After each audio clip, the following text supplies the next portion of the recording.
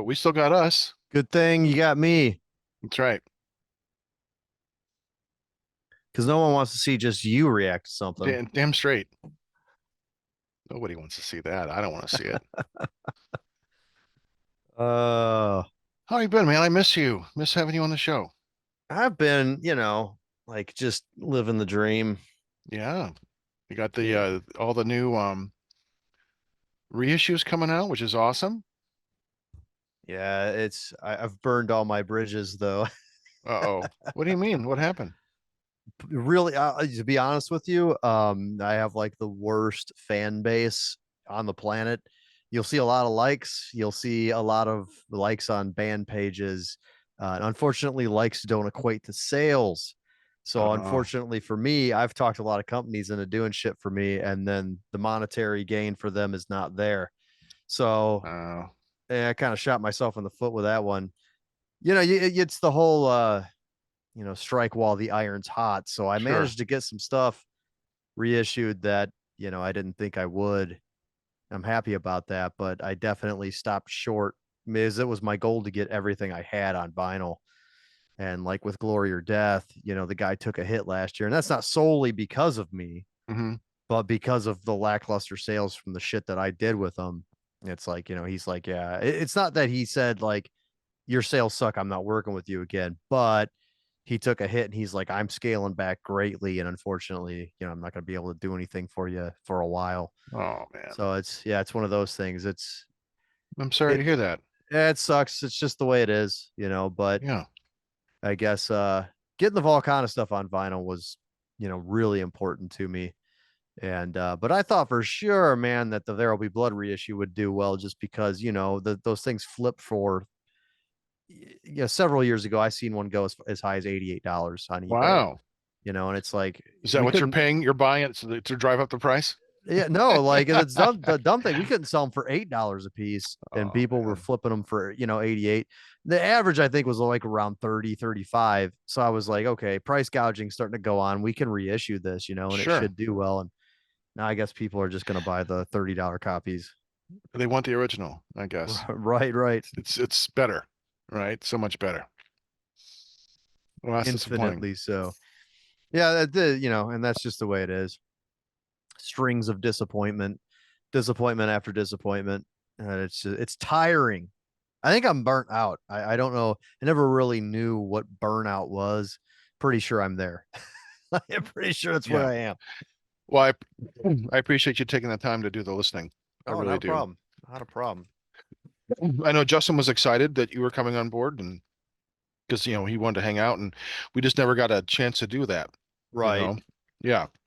And yeah, I know things are busy with your bandmates. I know Ringworm's been busy and they're getting ready to go on tour again. They were just here in Cleveland. I wasn't able to go. Only because they didn't go on till 11:30. I'm like, there's no fucking way I'm gonna be able to stay up that Yeah, late. you're lucky too, man, because that venue before Emma bought it, they wouldn't have been going on until like 1 or 2 in the fucking morning, man. That's just crazy. It's just Now that's class, dude. That place was insane with how these bands would come through on tour like on a Wednesday night. The former owner Paul, he'd push that show back every fucking time, man. And why? What's a point of no going on one, so no late? one knew. No one had an idea because the people that were there to see the show were there. A lot of times they left before the bands that they wanted to see because the show would start at 7:30, like on a Wednesday Yeah, night. First off, that's a stupid fucking time to start the show. yeah, yeah. And then there could be upwards of 5 bands on the fucking bill. Right. You're starting the show at 7:30. He would come back, everybody be there. He'd be like, yeah, I'm not gonna open the doors till 8. And then be like 8:30. And we'd be like, Paul, what the fuck, dude? Is he thinking he's like driving up demand? I have no idea. That was a And stupid way to run a business. it was really bad. He did that Yeah. all the time. I think he was a good guy, but like Well, he was now you can also get like there a early. boxer. I feel like he got clocked too many times. He was a boxer. Could be. Oh, what happened? What did I do? What did I I do? don't know. You lost your video here. I like pushed my foot. Well, I guess I don't want to. My foot touched something, and Don't you touch there's anything with your feet. something's loose down there. But Yeah, I remember. I've gone a few times. It's where I saw Deceased and Lady Beast and Ringworm and Unslaughter and yeah, great bill. And What I liked about it is you can get there early, like before the doors say 6 o'clock, but I got there at Right. 5, just hanging out. I'm like, Yeah, oh, this is the nice. bar's open. They open the bar like I think at noon, and you can Yeah, just go in, you sit go, down, yeah, and go and hang I out. did It's that for nice. when I caught Slough and Sanhedrin there. That was still now that's class. Shockingly, I think Slough took the stage I think at midnight. But I mean, I was there to see Slough. Didn't think Right. I'd ever see that band in our neck of the woods ever. So I was Hmm. really, but I got there I think around I don't think the show started till the same thing 6:30, 7:30 doors kind of thing. And I got there around 5 so I could drink a beer, just Hmm. sit at the bar, drink a beer, and watch the show. Hmm. You have ample time, after that point to sober up. I only drank one beer too, so I was Right. good to go. But it's nice to kind of just go and unwind a little bit because Hmm. the atmosphere, even when it was now that's class, wasn't necessarily bad. You get some fucking characters in that joint based on its location, Yeah. how And the bands, I so mean, they set up all their merch stuff there so you can talk to all yeah, the bands, you typically know? everybody's there early, Yeah, which so is you can nice. I you mean, can bullshit, yeah. especially for, if you're doing like a blog or you're doing, a vlog or something along those lines, you can get there, you can interview them before they play. That's what that Zia, I think his name's ZM Delgado for Rust Belt Rock Review. So when he came to the anniversary show, he was there as early as we were, and we show up to the, Hmm. because we're headlining, we're like, we're Yeah, gonna we got his strike the card where stage. he's gonna come on Yeah, he's gonna come on the show. awesome. Yeah, because so like he was there in his car before we pulled in, Hmm. like just waiting.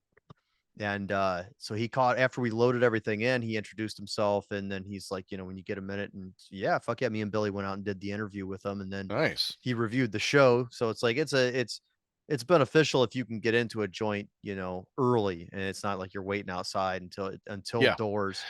Yeah. If it's like a bar or a bar and grill scenario, you can typically get in, Hmm. early and kind of hang out.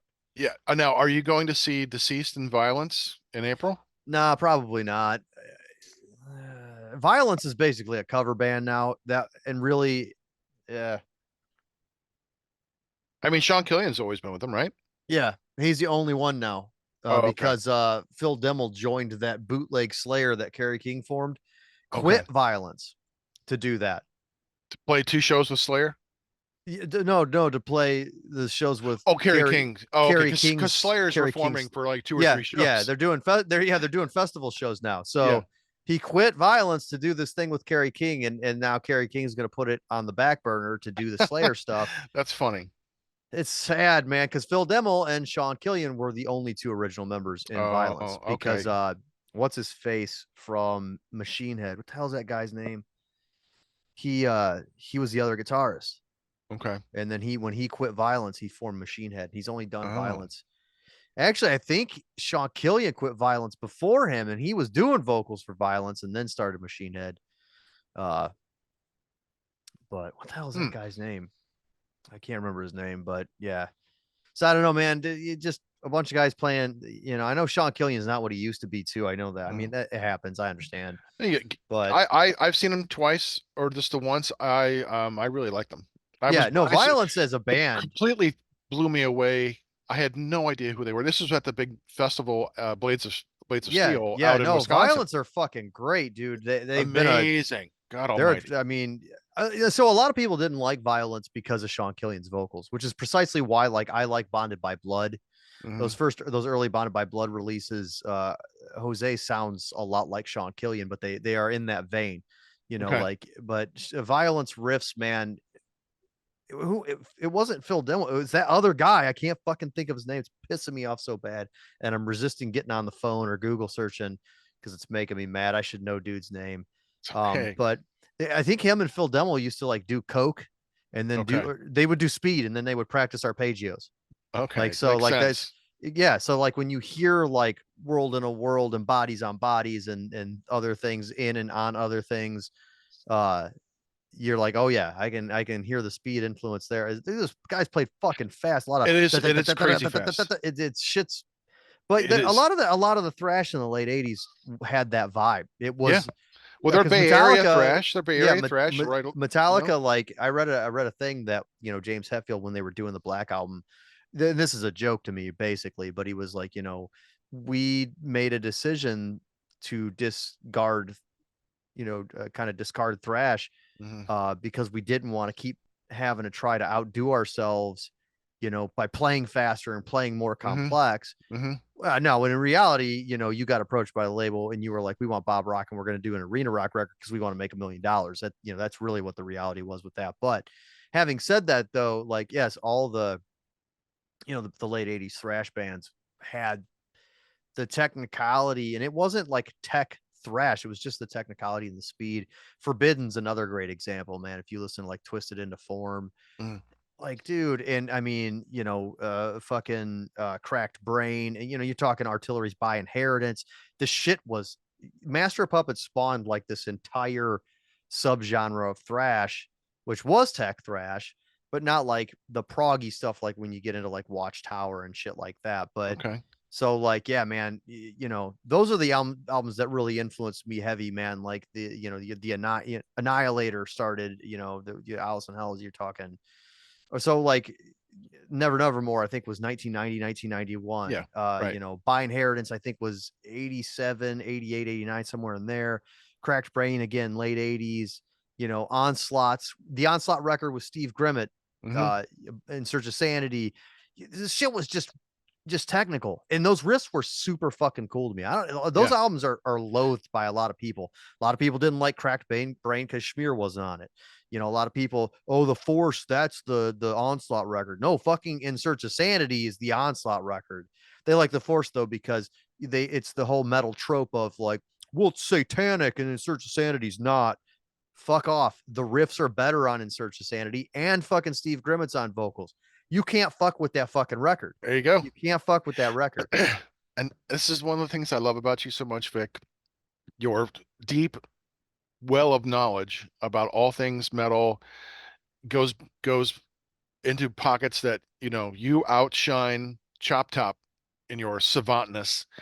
Um, because you're naming off these bands like I've heard of them, but I don't know their albums, I don't know their As music. dude, this And is there's like this I don't know. It's like I get to the point where I don't know what I don't know. Like I don't know right. how much I don't know. And then talking to you makes me realize, oh fuck, here's even more I didn't know. Because I'm just Right. exploring the underground metal, and I Right. feel so like such a fucking poser. Dude, the underground is But the vast, and underground is huge, and it's so much more exciting. it's Yeah, impressive. It's impressive, man. When you turn that stone of, you know, I don't want to say popular metal bands, but like, when mainstream. yeah, mainstream metal bands, when Yeah, you flip that, and I don't even, not even, I mean, like I'm talking like 80s mainstream, like the stuff that you grew up with that you're yeah, familiar with, like your Metallicas and your right. Iron Iron Maiden. Maidens. Yeah. You flip that rock, and there is a whole vast cavernous system of bands that and subgenres that are just bizarre, and you have no idea until you check them out. And I mean, I never would have been the way I am if it weren't for, Wayne Holocaust, man. Like, he's Hmm. responsible. Like I said, go to his house, and he had at at 20 or 21, he had, that many CDs strewn about his room. There was shelves. He had a drawer, like a whole drawer. There should be clothes in there, and there were CDs in there, and he opened his closet and more racks of CDs and super obscure shit that you were just like, what the fuck is this? He turned me on to all this shit. And then once you kind of go down that rabbit hole and you start like spending, I have some free time, so I'm going to go on Metal Archives. See, it used to Hmm. be like we would go to the exchange and we would buy used CDs. Hmm. And I've been over this probably on this show before, or even doing my own thing. You bought a CD based on band name, logo, song titles, album title, label, what the band was wearing. So if it kind of Album met all cover. that stuff, yeah, Yeah. album cover. Yeah. Yeah. So like the album art and the band name's cool. You don't Yeah. even have to look at the guys. You're gonna get it. Yeah. And we would bring our what we scored that day home, and we would sit in front of the Metal Archives and look them up because we didn't have smartphones. So we couldn't do it on the spot. You just had to take a gamble, and you buy Hmm. this, you buy that. And some of it you struck out sometimes like, oh, this actually isn't a metal record. I don't know what the hell this is. And it's trash. It sounds terrible. But you oftentimes, you did well, and you look them up, and oh, like this is a death metal band and and then you would check out the members, because the Hmm. members tab, you go to the members tab, and you'd see what bands they were in. And then you check out those bands, so Yeah. on and so forth. And this is how you kind of develop like if the something right, knowledge. it right, So it's like that's it's how we did it, man. We spent hours on the metal archives looking shit up and being like, oh shit, this guy was nice. in this band. And I remember like I have this Bloodlust record. Fucking love it. What's it called? Guilty of Sin. It's a great record. And I remember being on the archives and checking it out. And the vocalist is a good vocalist. And he was in a band called Lord. And then I'm on Amazon, trying to find this fucking CD or on eBay. Oh, there it is. That's only like, $12. I'm gonna get it, like so that's the kind of stuff. Like you would buy the other stuff based on whether or not you liked the band that you just purchased. You would check it out. If it was a genre that you liked, you would seek out that particular release, so Hmm. on and so forth. And then that's how you kind of amass that just pointless knowledge that doesn't serve you at all unless you're doing a podcast like this. Yeah. Well, I that could be a whole episode right there, just you talking about all this stuff because the more names you mention, it's like the more I want to go listen to. And I remember Yeah. like in college and stuff, we had a at Bowling Green, we had a really good record store called Mad Hatter. And Mad Yeah. Hatter, there was Mad Hatter, then there was a I forget the other one. The other one was more mainstream Yeah. vinyl, but Mad Hatter had all the obscure stuff like that you love to collect, like on cassette. That's Yeah. where I got my first Carcass. It was in the dollar bin. It was like Carcass Symphonies of Sickness, Yeah. and I just looked at the song. I'm like, looked at it like, oh, it's on like red paper. It looks like the Escape Fetal Pigs Devil's Food. I'm like, okay, Yeah. who's this college band? Carcass Symphonies of Sickness. That sounds awesome. And then I looked at the song titles. I'm like, I can't even pronounce some of this shit. I'm totally fucking buying this. Exactly. And it was like, Exactly. and it was my like really early death metal for me. And I became a huge Carcass fan. And Yeah. then, I mean, by the time they go to Heartwork, though, it's a completely different band, Right. Right. which is Right. what I love about like them and the Death bands like Death. Yeah. Where like you go back to Scream Bloody Gore, and then by the time you get to like, was it? Like Sound of Perseverance, Yeah, you're like, it's a who the? huge, Yeah, yeah, they have exactly. transcended, And I they've love gone that. above and beyond. Well, it's Yeah. like, I think one of the reasons that like we ever checked out oh shit. Chuck was in a Canadian band. What the hell was the name of that band? Oh, it's pissing me off. Slaughter, fucking Slaughter. So like you check out, you go to Death on Metal Archives, you check on Death, and he's like, "What's this Slaughter? The only one I know is Up All Night, Sleep All Day." Like so, like, but you check out that Slaughter, and you're like, "Whoa, this is raw as fuck, man!" Like straight up thrash. It was like that's cool. And then he moved back to Florida to do Death. Hmm. So like that's that. You just I don't know. It was fun for us to. That's how we spent time. Is just Yeah. kind of building up that knowledge. So I'll never forget the day we were in the exchange, man, and Wayne had on his vest and he had a nuclear assault back patch on it. Some dude like openly made fun of him and was like, some guy that basically called him a poser. Like as he walked by, he didn't say it to his face. He walked by, he was checking out the CDs, and a guy goes, nuclear assault, but he can't even name a song title. I looked at the dude and I go, try him. Nah, the guy was a pussy. He just walked away. Yeah. It's like, yeah, go ahead and give him a shot because dude can hold his own. Yeah. And that dude, no, he was just a vast, just an infinite void of metal knowledge. It's just I an like that. expanse. Yeah, I remember picking up albums, like you said, I looked at the album cover and that Mad Hatter, I also picked up Omen. I Yeah. think their album Omen with like Kill on Sight and I forget Oh the name of it. shit. I don't remember the maybe it was I don't remember the name. It has like a big cobra on it or something like that. Yeah, Silver yeah, yeah, yeah, yeah. snake Hang on on. it. Yeah, I have that. Yeah. Is it Nightmares? I Is it don't know. something about? Yeah, fuck. No, I'm looking that one up. Because it That might have looks been, good. yeah, the Eternal Nightmare, because it's the first song is about a werewolf. Yeah, That might be it. it's the thing biting the thing's head, right? It was fucking a lifetime Definitely ago. had I think they had the giant But I silver remember cobra getting on it. that. That was there and like the That's a great record. yeah, it is really good. I got it for a couple bucks, and that's where I also found Exorcist, Nightmare Okay. Theater, See that see that which not I had everybody knows that. which I come to love, and that's why it was because of you told us who would that Warning of Exorcist was. Danger. Was it Warning of That's it. Danger or The Curse? The Curse. It was the Okay, yeah, Curse. the cobra biting the wolf head. Yeah. Yeah. Now Yeah. I got the box set, the Exorcist 3 disc set. Nice. I Um, forgot when did that come out? That was just like several years ago, wasn't it? 2022, I think. What label did that come out on? I don't I know. regret not getting that. I remember when it came out and I was like, I should get that. Looks like HR Records. High 26, Roller, yeah. 26. Yeah, High Roller. What else is on there? Can you hear me now? Yeah. 2016, High Roller. Well, there's like three discs, three different versions of Exorcist, like a longer cut, one with a bunch of Oh, alternative tracks, nice. and one with a bunch of like outtakes and additional songs. Like they were really wanting a two disc set, I think. Yeah. But so there's three different versions. But I'll be happy to, if you want to, I'll be happy to. Oh, I gotta pick that up, man. I'm sure I can still get it. High Roller does pretty good about Yeah, keeping things in production. So but yeah, it's like one of the last like discs I bought. I've got some stuff that I'm buying. I want to support next. I want to support Lady Beast and yeah. Deceased and Nunslaughter. I know Nunslaughter just put out like a three disc set or Okay. like the first three or four albums, like a four disc set or something like that. Um, You want to see something ridiculous, you Same go thing, look Lady at Beast too. They just put out like a big comprehensive, like the first three albums or something. yeah, So right. You want to see something ridiculous and yeah, silly, man. You go on the Metal Archives and look up Nunslaughter and look at their discography.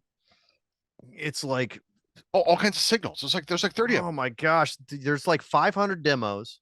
Yeah, And then there's like a normal amount of full lengths, like 10, something like that. 57 splits. It's wild, yeah, man. and they have so much merch. It's just like, oh my God, it's you it's know? profitable, man. They're Yeah, one of they're yeah, one of Hell's Headbangers' biggest bands. I mean, they were yeah. up until Midnight signed to Metal Blade. Midnight was the biggest band the Hell's Headbangers had, but Nunslaughter is now the biggest band that they Yeah. have. Well, So Dawn of the Dead is coming on the show in a few months. So, yeah, we're excited to talk with him. And I know still going to get James in here, Human Furnace. Looking forward to talking with him. He's yeah, slated. Yeah, because actually, we should probably do our intro and get things going since we're yeah. talking about. But because this album that we're going to do comes out in March 8th. So, so this comes out March 8th today. You can go out and get this album. So anyway, let's Wait, go ahead. March 8th. What is today? Yeah, but I'm recording the show today. Oh yeah, Come that's out right. tonight. It's I'll gladly pay you Tuesday for a Right, cheeseburger today. Okay, exactly. all Right. right, It's in or six hamburger or days. whatever the But in hell. reality, Yeah, in YouTube land, yeah. it'll be Friday morning, 8 o'clock. Here it Right comes. there. Here it Hot comes. off the press. Oh, all right. We'll do the intro. You should bring back fun memories for you. Or terrors, night terrors. We'll see. Night terrors. This is the next, and you're watching Heavy Metal Horror.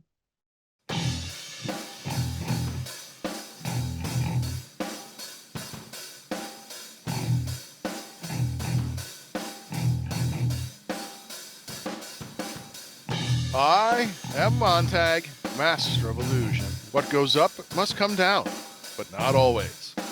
Hey, what's up? Coming in from left field, it's Vic Wildcard Stone doing the react video. And you are watching and listening to. Let's see some horns, Vic. Metal. Horror. I like to do the whisper. I did the whisper a lot previously. I like to it's like a layering technique. So you're doing the thing, and then I'm spooky backup vocals. Yeah, nice, nice. Well, kiddies, we've got a really special episode today. Because we're finally relevant. We're on the cusp. Today, the album that we're going to do a live reaction to is coming out. That's right. Today, March 8th, Friday, not Saturday, March 2nd, but Friday, March 8th. We today, Midnight's new album, Midnight, the Cleveland band, Speed and Sleaze. Their newest album is called Hellish Expectations. I really liked their last album. I thought it was tremendous fun, and I've seen them like 3 times live. They're just they're just fun. And I don't know if you knew this, but Justin Biggs, who was supposed to be here today, for bassist from Sorcerer and Bloodchoke, the new band, um, he loves Midnight. It's one of his favorite bands. I don't know if you knew that. This one's for you, buddy. That's right, Justin. One's for you. So I'm going to see what I can do. I'm excited about this because I don't know how this is gonna work. I never did a react video with you guys, so this is all Yeah. new to Well, what me. we're gonna do, we're gonna share. We're gonna listen to a song, Yeah. and then we'll pause at the end of the song, and then we'll talk about it. give our reactions to it. And we could talk while it's on too. I'm going to share my screen. I Here. thought that how it would work. You would be screen sharing. Yeah. So you should be able to see my screen. I see it. Excellent. So, and there's the new album cover. Again, you can go out and get it. Metal Blade. I want to thank Metal Blade. Kelly Martin, thank you for sending the promo copy for us to listen to and giving us permission to do the live reaction. Go out and buy it. It's gonna be great. Are you ready to do this, Victor? Let's do it. Let's do this. All Let's right. dig into it. Hopefully you can hear it. If you can't, let me know. All right. This one is track 1. It's called Expect Total Hell.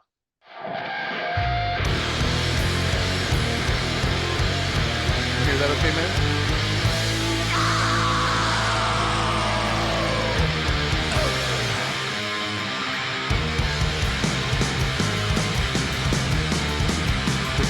I like this. It said Cash Man. It's like midnight.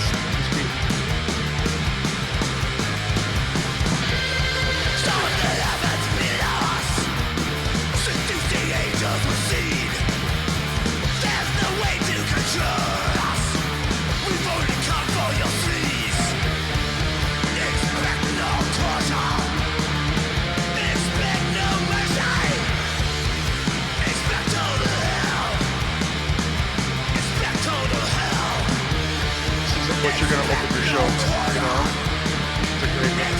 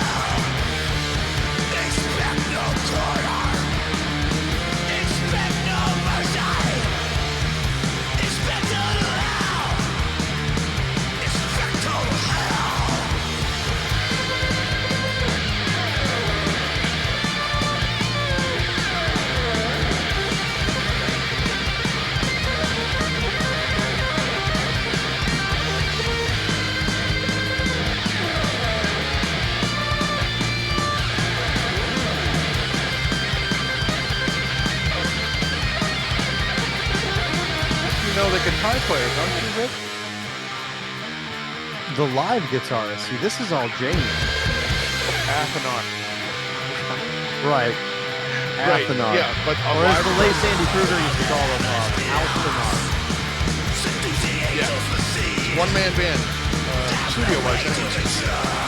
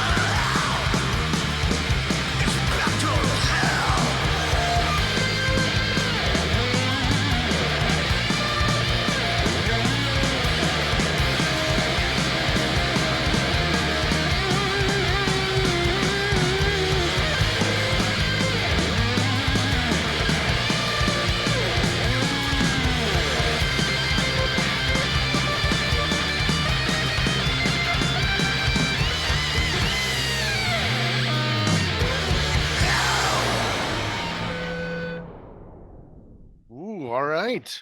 So like one thing I can say is like I've always had a massive respect for multi-instrumentalists. Like I can't play drums. I wish I could. So you know, folks like Iron Flame and High Spirits, and you got Midnight. These guys are, and I think Joel Grind also. I think Toxic Holocaust is the same situation where these cats are playing everything, and it's like, damn man, like that's cool as shit. So this is a different. I mean, I haven't been up to date on Midnight. I'm more familiar with the early stuff. Yeah. And I know that this comes out of Mercenary Studios, which is a fantastic fucking studio. Vindicator's newest single, Fog of War, was done at Mercenary, and it's impressive. Jamie, though, Athenar likes to he has a very set mindset when he tracks this stuff, Mhm. and he doesn't like to over polish things. Um, the sound, I believe that the sound's probably a little cleaner than earlier Midnight things, which Mhm. isn't necessarily bad, but he's still retaining like a dirtiness to it. Like you're Right. talking, I think he tracks this stuff with like a Marshall Super Lead, I think is what they primarily use. I think, don't hold me to that. Um, so you get like a very, as generic as it sounds, a very old school sound. There's a lot of like, it seems like reverb on the guitars. Did you Mhm. hear that? Yeah, it's a thick Kind mix. of kind of cavernous in terms of guitar Yeah. sound. Yeah, and the Um, drums I think are a little more prominent on this album than they were in their last one. okay. I always listen for the mix. Right, I right. blame You're a I mix blame guy. You're a mix I'm a guy. mixed guy. I blame my recording techniques class I took in college because I never Right. thought about music that way. Right, But right. once I got on the inside, I'm like, oh fuck, it doesn't it never has left me. Um, and I love their sound. It's so raw, that Yeah. early Motorhead, it's a Right, speed and exactly. please. It's that energy. Yeah. I I'm not crazy about the mix and the drums sound a little wet, but hey, Right. No, you should have different an honest opinion of stuff. yeah. Like, don't try to It candy coat this. Ain't want no candy coating. no, it doesn't, but it doesn't change it. But that's not Right, my exactly. personal taste. But being a drummer and a guitarist and a bass player, hey, the Escape Fetal Pigs last album, Salt Lick, I did all the instruments and All sang. right, look So at you, at multi-instrumentist as least for well. my 10 tracks anyway. Um yeah. So yeah, Uh look, Jamie. So here's the thing: like, the guy he has absolutely tapped into the sleaze element of this. Like, because a lyrically, 20-year overnight sensation. yeah, yeah, Right? like They're finally getting their due. And I remember you, I'm sorry to interrupt. I no, remember you're you when fine. we first early on we were talking about that, and you were saying, Midnight, these guys are getting ready to erupt. And I remember like 6 months before they Right. really hit the big, you knew what was going to happen to them because I that was only knew because I was in a band with Sean, so right. Well, I kind yes, of knew you knew the the kind of the talks, and yeah, I knew Commander that. Vanek. You're right. You were in a band with Yeah. him and Vanek. We had Vanek on our like the Yes. first year. And I'd like to get Athanar on sometime. That'd be nice. I know how difficult he is to do. But I reached out to Metal Blade and I asked them if they could help do that. And I thought, if he doesn't, but I said at the same time, "Hey, look, if he doesn't want to do it, Athanar, I would love to have you on, man. But if you don't want to come on, that's cool. Right. Right. Right. But That's it's fine. not. We're That's not going to fine. do the same fucking interview you've had 20 times. Talk to Vic. He knows. It's Talk to true. Commander Vanek. It's We true. got games. It's more of an interactive thing. But They'll talk to you about Kiss. They'll talk to you about yeah, Kiss. that's fine. Hey, I have a good Kiss story. You know, that's your favorite You have story. the best Kiss story. Next time I see Vindicator or Volcana, I'm giving you the belly slap. I Just, expected it just let already. you I'm know. disappointed that it didn't Yeah, happen. I totally forgot. Like when I was there to see you last time, I'm like, oh fuck, I'm gonna give him my belly. But I just love you guys so much. And it's like, and it was really cool to see, Billy and oh shit, I forget the guy who took over for Ed, played bass. Yeah, His Marv. Yeah, Marv, really cool guys. Both of them just super fucking cool. And I told him, I said, I want you guys on the show. We want to have you guys come on. Yeah, Um, and but it was just, I just like your guys. I like your music. It's just so good and it's fun and just watching you guys play, there's a joy to it. And I don't know. I don't know. it's I'm just so fun. happy to see you guys. It's just, I wish I could have been there earlier in the earlier days, but our paths were divergent and now I'm just grateful that they overlap. Right. Fair enough. Thank you for coming. Wow, I just always want to support you, man. But so you were saying before this about Yeah, Vanek he's got and like so like Jamie's got like he's I love that he's able to churn out these lyrics and they all kind of follow along the same. He doesn't really diverge from, like the sleaze and the Mhm. lust and the stuff, Yeah, and like these are like the so stuff of so great movies at the ultimately kind drive-in. of like to bring it full circle. It's not just lyrically like Jamie's also not like he's not overcompensating in writing either. So he's got a good formula going, and one of the things, he's a very good songwriter. Even as simplistic as some of this stuff might come off, one thing that you can do, and I've noticed, I knew this since I was like a younger individual, you know, prior to like Vindicator and stuff, going to shows. Jamie writes a lot of sing song choruses. And I don't Mhm. know if that's the proper terminology for it. And it sounds very light and silly, but it's the truth. You can go to a midnight show and you can hear a chorus. And by the time it comes back around, you're going to be yelling that chorus too, Yeah, because it's that simple to pick up on. And the key thing is that kind of attracts people, you you can't know, so stop steal. you're tapping into the people that may not even know you there. Well, I saw Wretch in, I don't know. It was the BWBK pre-fest show. So it was like the Auburn 20-year reunion show. And that was when Jamie was playing bass for Destructor. Mhm. And Wretch opened, or was on that bill. I don't know if they opened, but they were on that bill. And I remember some song, all their choruses were easy to catch on to and sing them, shake your fist. At the end, man, that front man, he came back out and he had these power lifting gloves on or some shit. And he threw them both in the audience at me and my buddy that's standing next to me, threw them both at us. And he was like, "You guys fucking ruled. You sang all the songs with us." And it was like, we didn't sing them because we knew them. We sang them because like they were easy to pick up on and they were good. You know what I mean? Like they Right. They're just catchy. were. They're They're catchy. catchy. And And that's the thing that's about not midnight easy. It's music. not Like easy. midnight music, maybe not all the songs are that way, Mhm. but a lot of songs have that easy ability to latch onto. Yeah, the And riffing is really fucking, if you simple. don't even fucking like the song, you're still gonna be like, yeah, I'm gonna fucking shout the words. Right. Because at the end of the day, not only are the choruses easy to latch onto, Mhm. when you're watching that band live, because you've seen them Yes. live, you know that the energy's fucking there.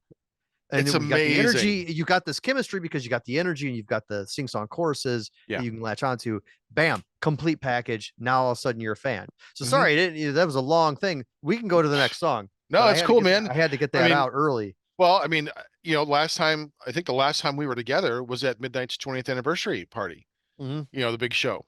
And that was great because Nunslaughter was also there, you Yeah. know, Assault, really all who opened for Vindicator. Yeah. Um, uh, yeah, and that was great too. You know, the live energy they bring is phenomenal. So they're getting ready to go on tour in Europe, but if they see them on the stateside, if you get a chance, Oh, man, they'll be back to stateside. They're go just, out this and is fucking see Midnight they're, because yeah, they the rule. European cycle is the summer times. There's a lot of fests happening. Mhm. So that's a typical Oh, they're European touring cycle. all over Europe and Asia, which is great. Yeah, they'll be back. They'll be back in the fall, probably doing stateside stuff. I would imagine. Yeah, yeah. All right. Well, hey, track 2 is called Gash Scrape. So here we go. Track 2.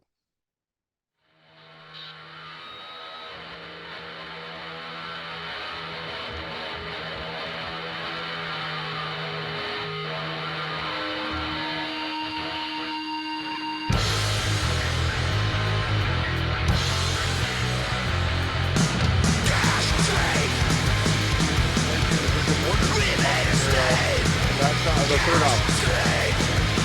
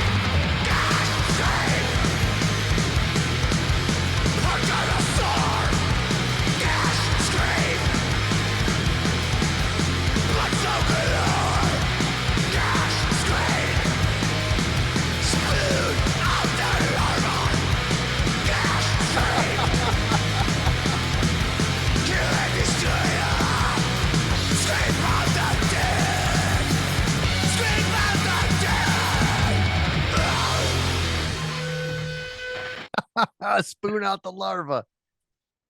Oh man. So like that's what I love about it. Like, Yeah. you know, is he just that's just the stuff that he comes up with, The man. sensibility is it's humorous, it's comical, it's horror. It's like going to a drive-in Right, movie. right. It's like it's kind of like it's Yeah, like punk. This is very punky. This yeah, song's very punky absolutely. So and it's you may not have known this, but Athnar actually he toured with Toxic Holocaust for a while. You familiar with Toxic Holocaust? I'm not So Toxic Holocaust is a early 2000s crossover band. So they had the okay. punk thrash thing on Lockdown. Oh, okay. Um Members of White Spade and or Midnight, no, no, same band, no. no? Nope, nope. Joel was out of New York at the time. I think he's out of Oregon now. But so Toxic Holocaust, this is essentially this has a lot of Toxic Holocaust vibes. If you like this stuff, you should check out Toxic Holocaust. Um, but so Joel started, he kind of was doing the punk thrash thing, like the blackened thrash thing. And you know, that was a big influence on Vindicator back in the day. So Jamie he toured with Joel for a while. Jamie just has Athnar. So I'm going to do that the entire time. Yeah, Athnar it's has too kind late of, now. yeah, he If he kind of, comes at me, it's all yours, yeah, man. it's my fault. Yeah, just send him my way. So he, you know, he set himself up in life to just fucking rock. This guy has been rocking and rolling since he was old enough probably to hold a fucking guitar. He's got a good position and with his own with his life his you know, and so he's been able to do this kind of cool shit. And I mean, Mhm. Midnight, he's been working on Midnight for 20 20 years, fucking man. years, you know. Yeah, So because back in the early days, they weren't that big. They've gone right. through some pretty weird like lineup changes and shit. The In current terms of lineup is live really Midnight, good. he's always done everything himself in studio. Right. And from what I gather, and I don't know if I'm allowed to say it or not, but you know me, I'm gonna say it anyways, is that he actually did offer back when Steve was in the band. I don't know what the fuck they called Steve, like Secret Steve or SS, or I don't know what the hell they called him. And back when he was playing drums for him, I remember Sean telling me, like Jamie actually asked if they wanted to track with him, and Sean was like, no, you don't fix what not ultimately you do not fix what isn't broken Sure. was Yeah. the kind of the climax of that conversation. So Jamie continues to do all this stuff himself, but it's very punk influence. And yeah, obviously if you know Athnar, you know that he's a huge Motorhead fan up to a certain Yeah. point. He does not like Motorhead after a certain point. He can't get into them. But like early Motorhead up until I think Filthy Animal quit or after he Oh, left. I didn't think I thought He they became even better. I love Motorhead's entire Mickey D discography is a and phenomenal drummer. I some mean, of my great, favorite Motorhead great records are power drummer. newer Motorhead records. Yeah. I love their Hang whole Me, discography. One of my favorite bands of all time, Motorhead. right, right. I love everything. But I get I it. have, I There's a have rawness. There's a actually rawness to those first actually albums. I mean, Orgasmatron sounds raw compared to say like, Overnight Sensation or something like that, right, right, right. He couldn't get into it after a certain point. Respect. Hey, whatever, Sure. man. Yeah, No you one's like gonna what say, you like, but he fucking loves, that early discography. Huge fan of that shit. And you can tell, I mean, obviously it comes off in vibe, not so much sound. If you want a band that, heralds like, yeah, obviously Motorhead's your number one influence, you're gonna listen to Super Christ. So like Yeah, Jamie those though guys are great. with his influence, you can Hmm. hear it in the vibe, like kind of the raw, the Yeah, Super dirty. Christ is good. Like in Um, Whitespade too. yeah, White Spade is non-satanic midnight. Just look at it Yeah. that way. Yeah. They wear the masks and everything. It's Right. Same, so yeah, same it's the lineup. same. Steve's in that one though. Steve is in Yeah. that one. Okay. But Yeah. yeah, so they're just non-satanic midnight. And it's Yeah. fucking great. It's great. It's absolutely great. It is. If you like Midnight, you're like that. I mean, we are, I'm just, I'm just scratching the surface of this underground stuff. And there's so many good Cleveland bands. That's what I wanted to start doing. That's how I approached, talking with James from Wingworm. And it's like, Right, right, and if right. Ed wants to come on, he's welcome too. Um, uh, just having all these, there's so many great Cleveland bands, and I wanted to start doing it, showcasing them. Yeah. Midnight, Ringworm, Non-Slaughter, Assault, so many great bands, and there's just a You'd lot probably more. like Red Giant as well. You ever heard of Red Giant? They No, got no, some accolades. I think they were like a sludge oh, stoner rock band. I and like check I them like out. Doom. Dude, Yeah, there's it's the I like amount of stoner rock. I love Caius.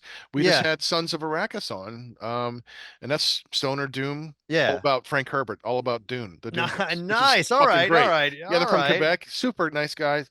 Yeah, they have a new Yeah, album out Cleveland, called The Scattering. Dude, Cleveland has a stupid amount. Unfortunately, Cleveland has the worst like support system for local music. That's the thing. I don't know It's what it is. There are bizarre. a I lot of don't. good It's venues. There's a lot really of good venues though here. crazy.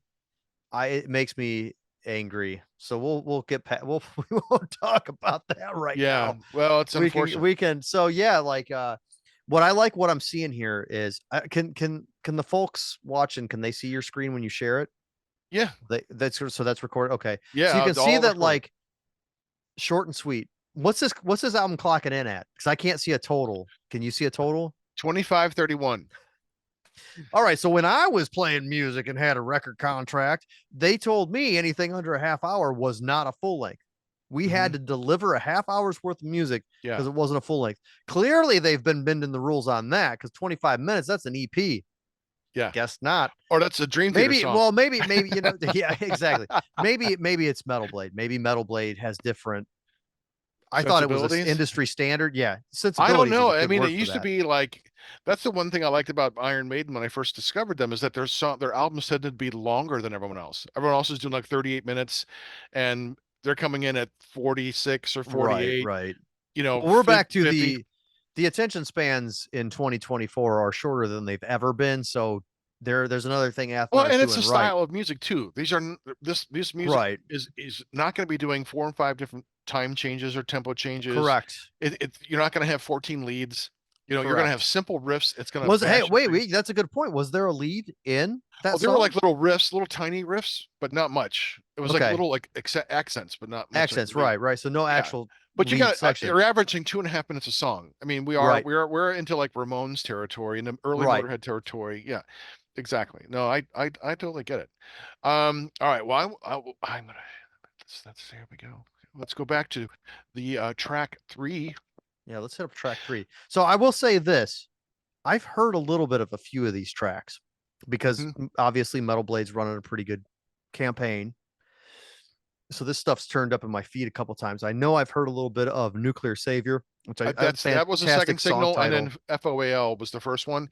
And I only heard a little bit of it. I didn't hear the I've whole only heard a little bit of both of those. So yeah, Masked and Deadly. Let's do it. track 3.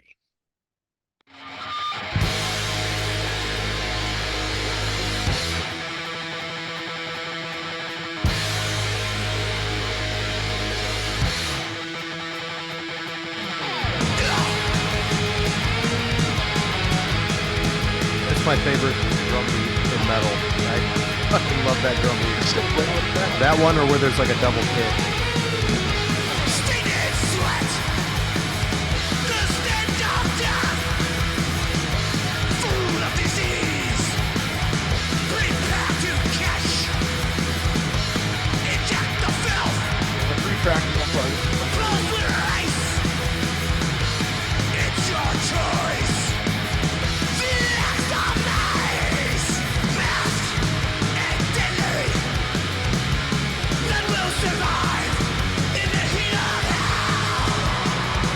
Such a rich sounding album. This was my favorite so far. Yeah, it's great. I don't know how many layers have been put on.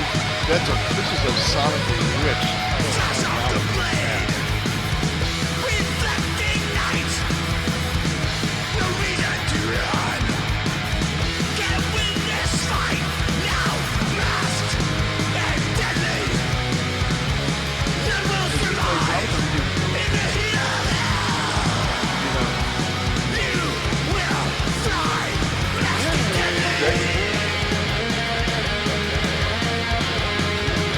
Play drums.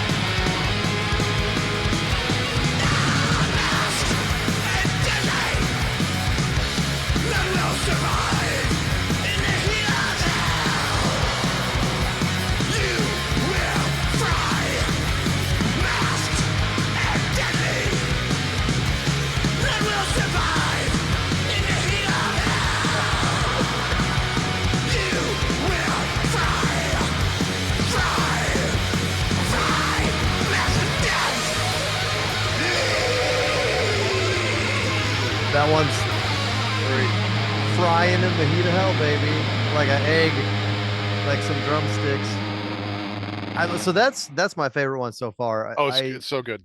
So Yeah. like, Does Athanar play the drums physically, or does he yeah, have a drum no, machine? yep, no, he plays them. He's Nice. I like legit that. multi Love that. instrumentalist. So he used to play drums in a band in a stoner band called Abdullah, and Ed was in that band. Oh, okay. So That's how they like, yeah, met. there was a stoner metal band. Ed's in like every band. He's like a fucking Ed's been whore. in every band Yeah. ever in the world. He's a great Ever. bass player, though. I mean, He's seriously good very bass player. flexible, and Yeah. very fast learner. So yeah, so like that one was fun because the verse riff versus the chorus riff. Like obviously, I like. I'm not so I don't need a melodic singer to like music. Okay, Mhm. so but Jamie's how he delivers music, like the bouncing ball of terminology escapes me sometimes. So like the nuances of his vocal pattern, I like that. Like it's the percussion of it. It's its own rhythm. You know what I Mhm. mean? So like the way that contrasted with like what was that, like two different notes in the verse, Mhm. but then when you get to the chorus, it's more melodic. Okay, so Mhm. you incorporate a little more structure in the chorus section. So that's why that song kind of stuck out to me. I think it's my favorite one so Mhm. far. Yeah. Now, I mean, Escape well, Total Hell or Expect Total Hell is a great opener. I mean, I don't know. See, I don't know that it is. I'm thinking there's probably a this better one's good too. opener.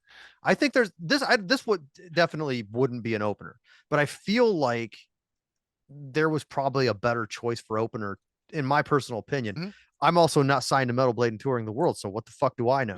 But I mean, so like, but like for me, I caught that shit too. That's just a thing that you catch. That's a kind of flack you catch as an artist. Like, well, this would have been a better closer than an opener. Yeah. 89% because of that. Like, fuck off. So my opinion Yeah. doesn't matter. But this is my favorite song so far, and obviously not an ideal choice for an opener. So I think it sits probably well in the After where Gash Scrape. after Gash Scrape and spooning out them larvae. Right, right. That's great. That's great. All right. This one better be fucking cool as shit because it's one of the coolest song titles on the record. Slave of the Blade. It's a minute 51, so you know it's gonna rip, right? We're hoping it's gonna rip. It We're has hoping it's gonna rip. better ripper.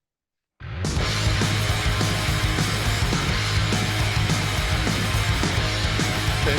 Full tempo. All right, this is some Black Fang territory.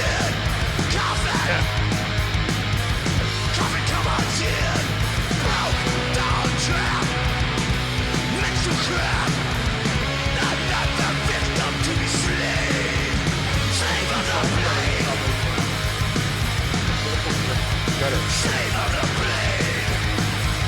right, I'm digging it. Sound bad. It sounds.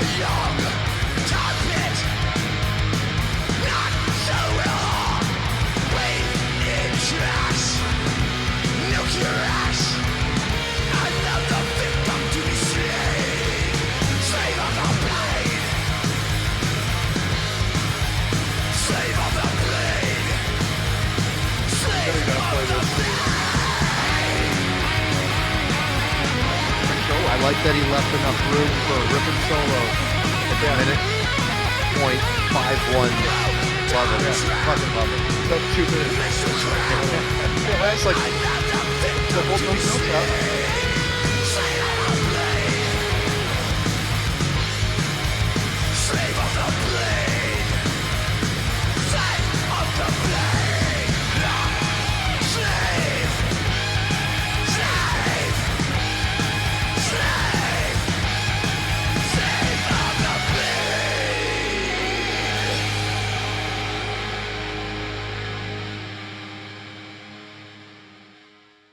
Yeah, that one definitely Wow. it had a different feel to it. Obviously compared to previous songs, it was a little brighter.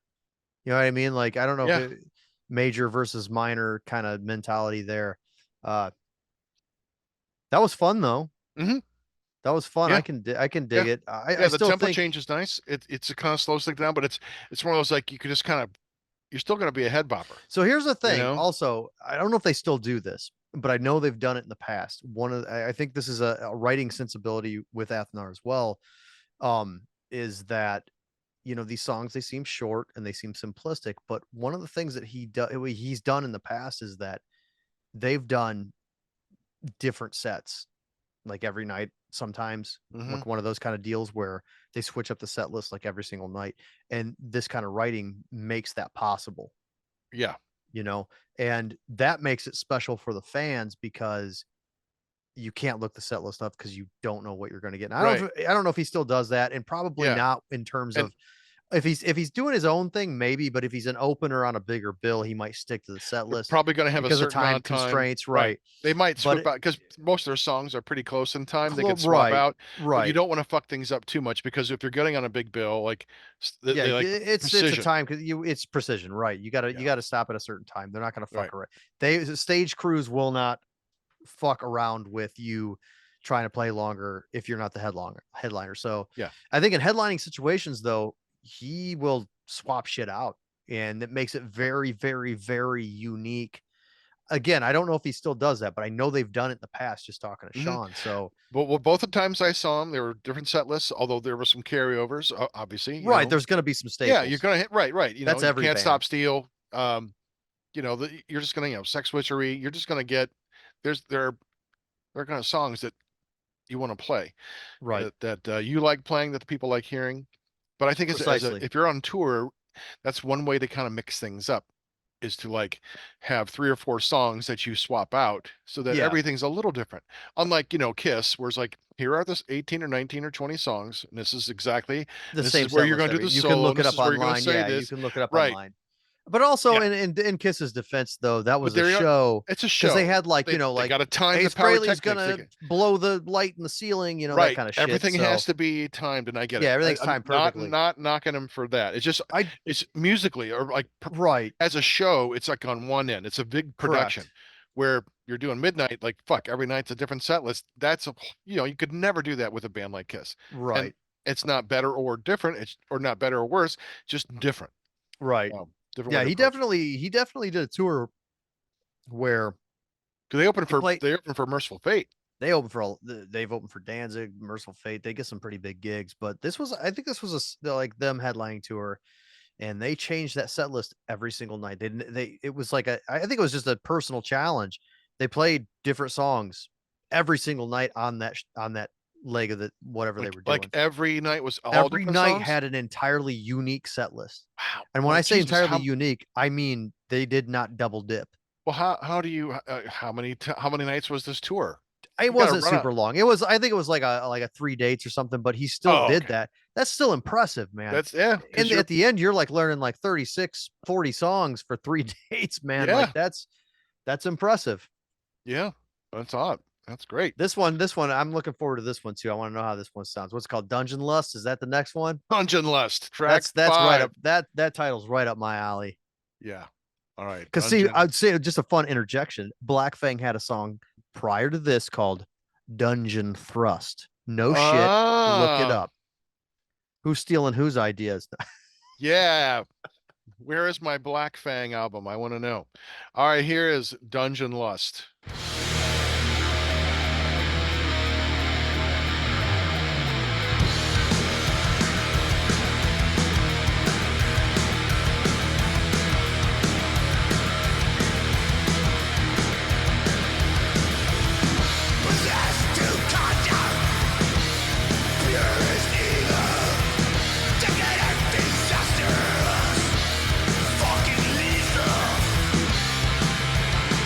Favorite one so far, hands down.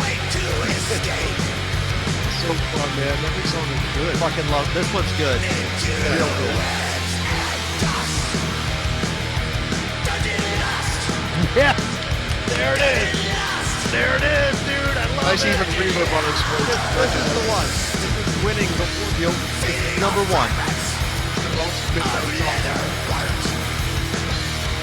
gotta scowl. Yeah. That's what I felt.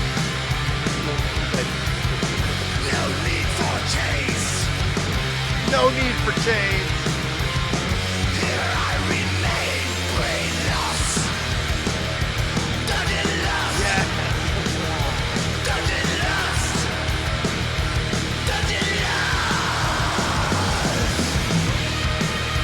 It's like going to a 70s drive-in.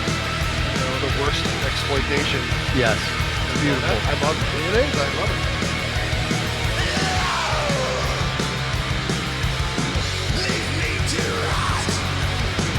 I love the rock movies that happen on time.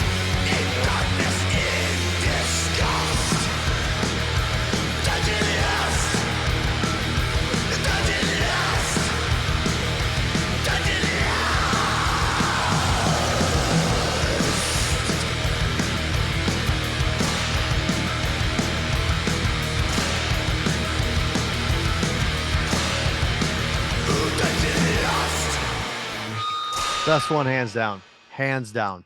And the reason that I like it is honest, no shit. It reminds me of the stuff I wrote for Black Fang. It's right in that same vein. Like the no chains thing. I'm not even fucking with you. In one of my songs, I say, no whips, no chains, only pleasure and pain. So, dude, You're the zeitgeist. You're so far ahead of the curve. I'm so far ahead and no one gives a shit. And no one's looking. No, I went by way too soon. They were looking at the thing. No, but anyways, though, no, that's the best one.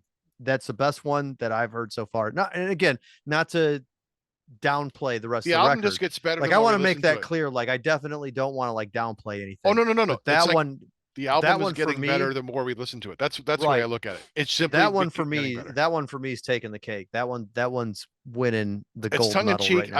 I love the tongue in cheek nature of their lyrics. You know, Right. And I love.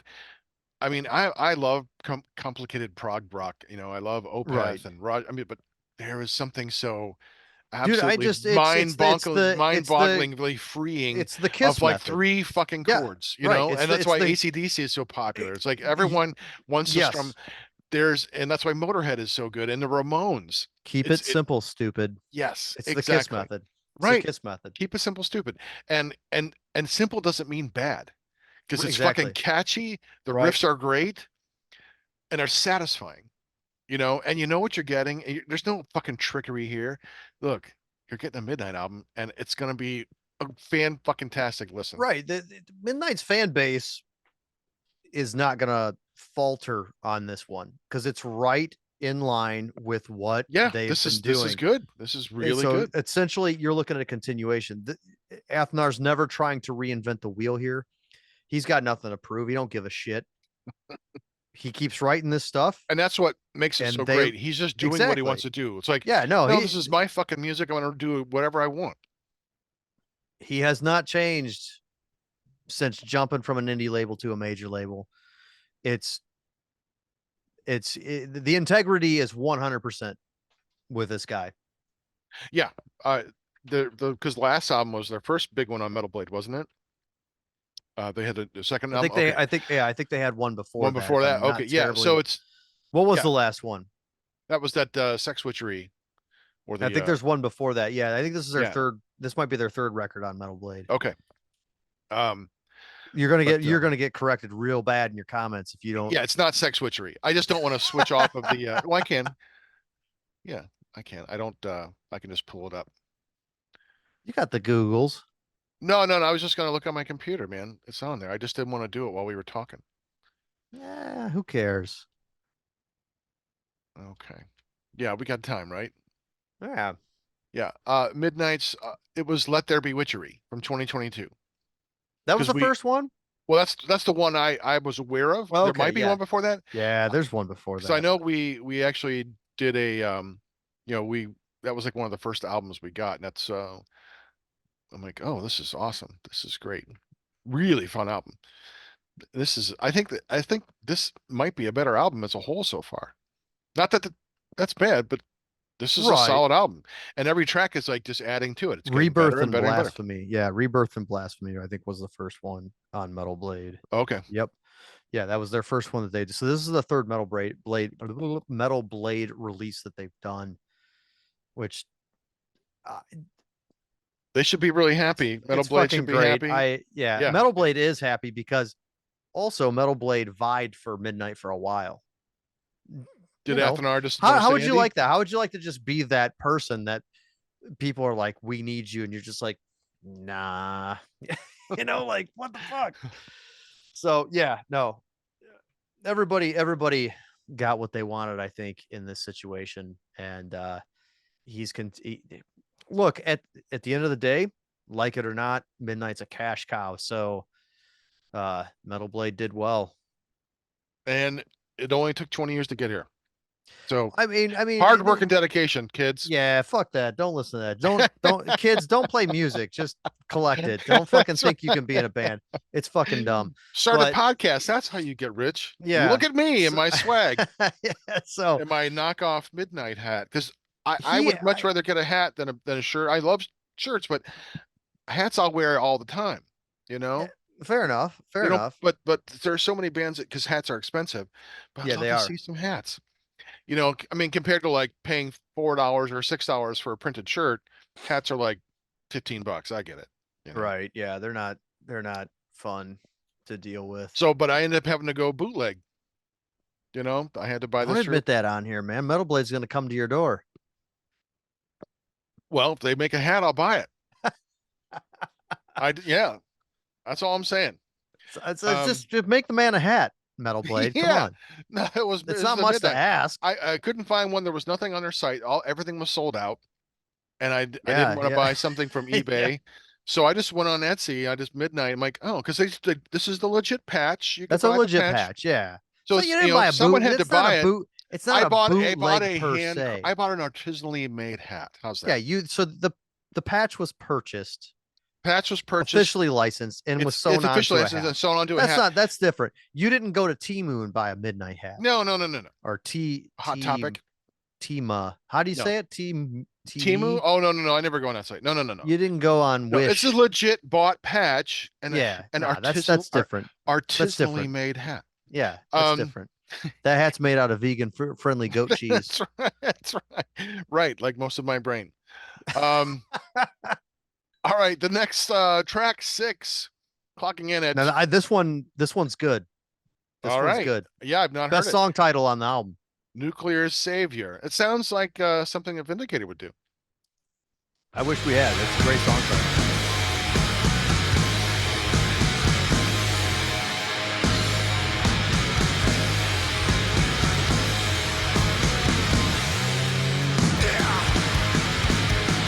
Here it is.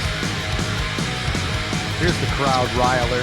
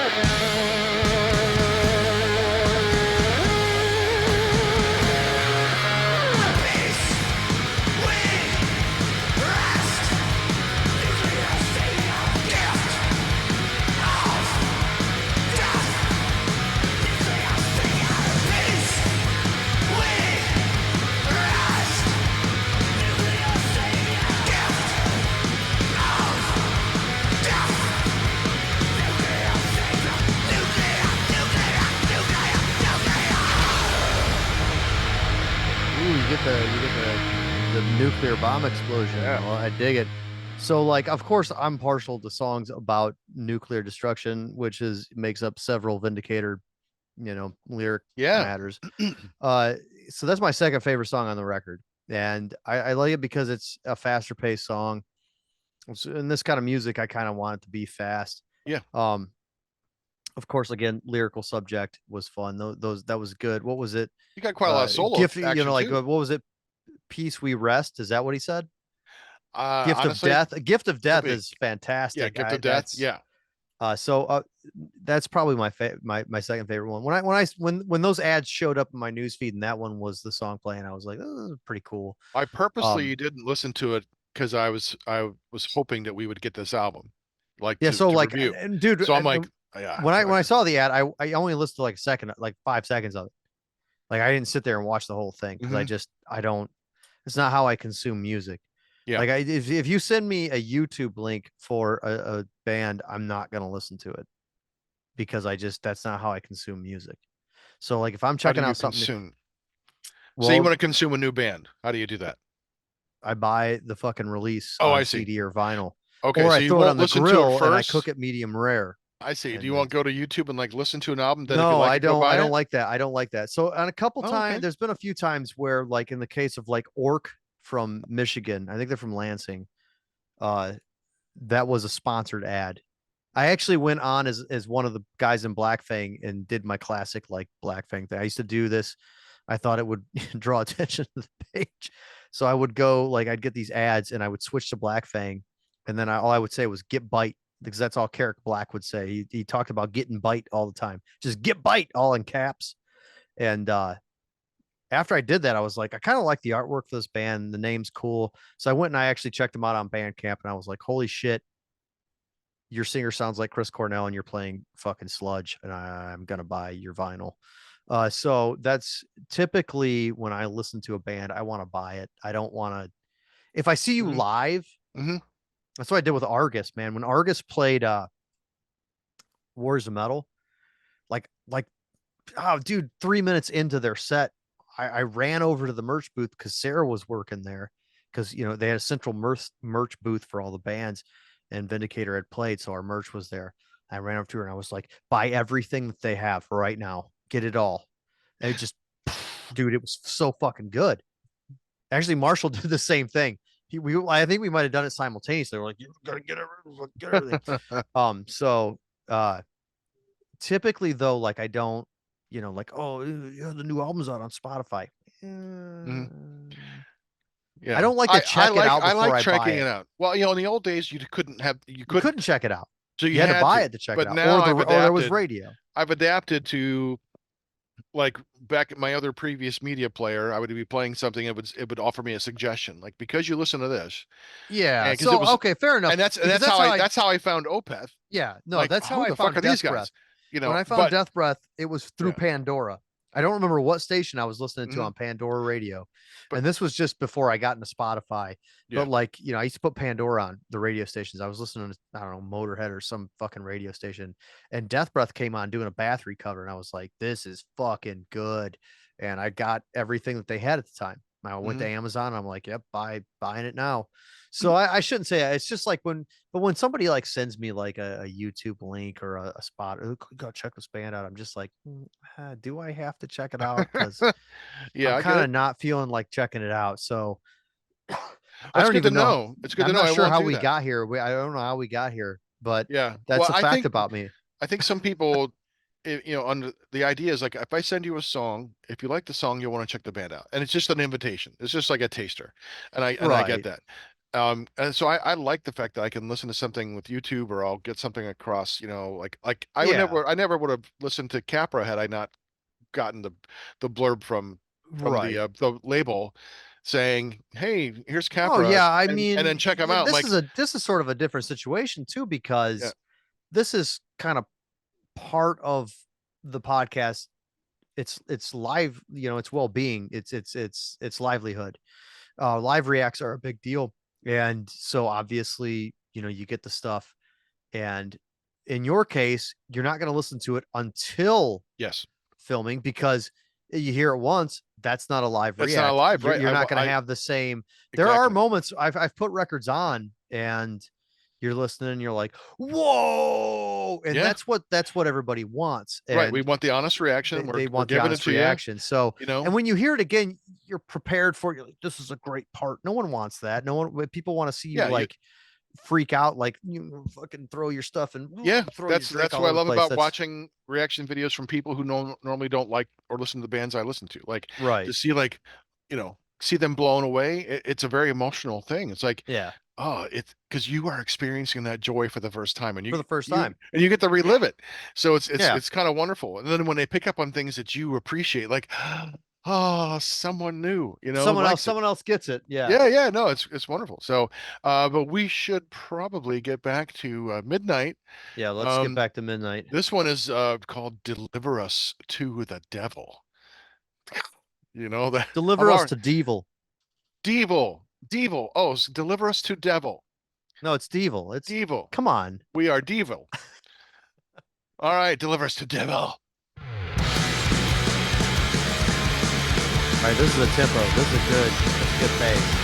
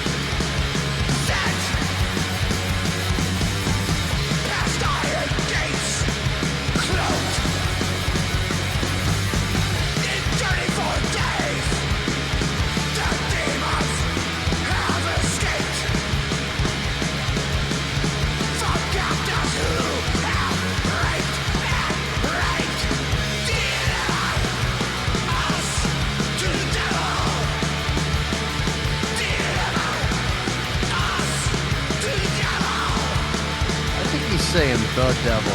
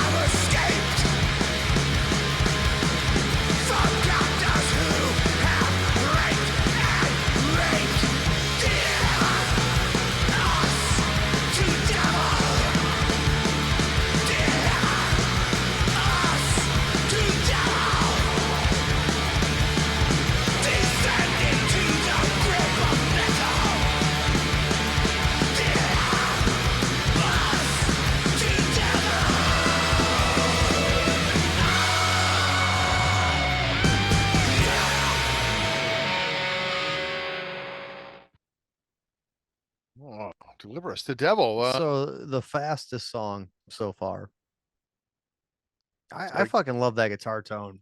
Yeah, I'd like And I to mean, know like, how he I know gets it. that like listening to it this way for me, I probably am not getting like an authentic, you know what I mean? Like, I feel like maybe because of the screen share, there may be some stuff. I'd like to hear this like Yeah. on CD or on vinyl. I Right. think it might have some sonic differences, but overall, I mean, obviously you get the gist of it here. Yeah. And you're gonna get that good guitar tone when you see them too. That guitar tone, man, is like I said, he just knows what he's doing. And Mercenary, the what he has access to at Mercenary is astounding. And all the equipment that they have there in terms of guitar heads in particular is impressive. And like I said, I'm pretty sure he's using a super lead, but I could be wrong on that. I might be mistaken, but that it's a driving force in midnight music. I think knowing his gear and knowing like the sonics that he's after has played a large role, I think, in their success. You know, Mhm. because Yeah. it's not just he's not just throwing. He's not going in and change. He's not changing stuff.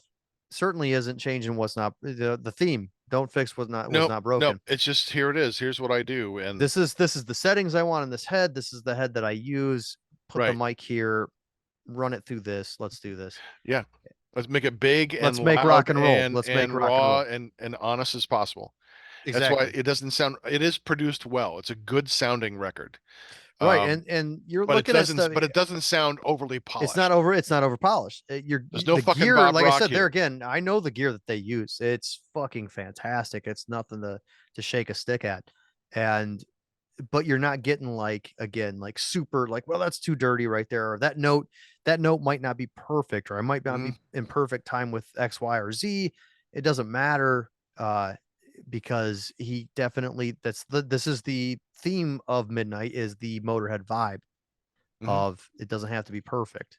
Right. At least the early Motorhead vibe. It's honest. It feels rock honest. And roll. It's rock and roll. Right. Straightforward, fast rock and roll. That's what this is, Yeah. Without much variance. And if you like the sound, that's like you could play 3 Motorhead tracks to anyone say, and you basically know their entire discography. Same thing for the Ramones, same thing for AC/DC, same thing goes for Midnight. And that's not bad. It's just saying, look, they have a definable sound. This is a sound that identifies them. Right. And like when you hear it, it's like, that's fucking Midnight. That's fucking Motorhead, Right. And other bands just don't, because they change, they adapt, and they try new things. And there's nothing wrong with that either. No, I nothing. Mean, like growing and changing as an artist, not at all. A lot of, no. but I like that he's like, this is what I want to do. This is the music this is what I want to do. This is working as well. Yeah. And again, it's lined up with the zeitgeist. I'm so happy for these guys that they're getting the success that they so richly deserve, and I'm happy for Non-Slaughter and Ringworm. I mean, so many big, these bands that are doing well out of Cleveland, and so I'm just happy to see success for them. And I like that they're on tour. I like the videos are popping up, and they're all over the place. They're just blowing up on social media. Yeah, and no, it's just great. All right, our next track here is track 8. This is called Merciless Slaughter. Merciless Slaughter.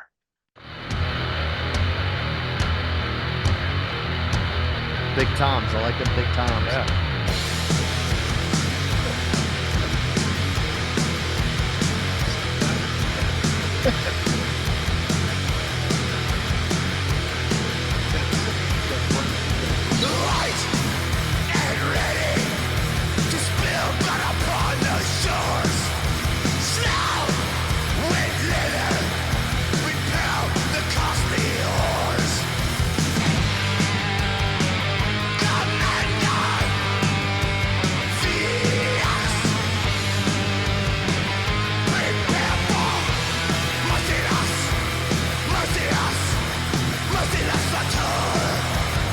Ooh, I like that. Yeah. We use the slaughter. That's fun though. I like that. Yeah, I don't know. Metal stuff's supposed to be fun, but I get it.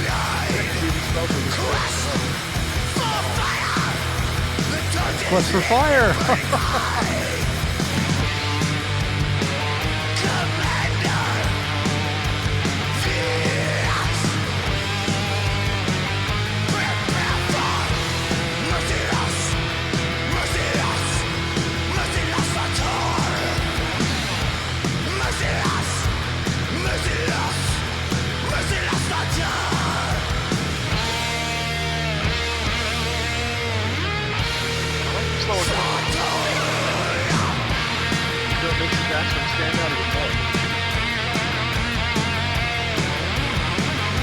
It's like Peter Gunn.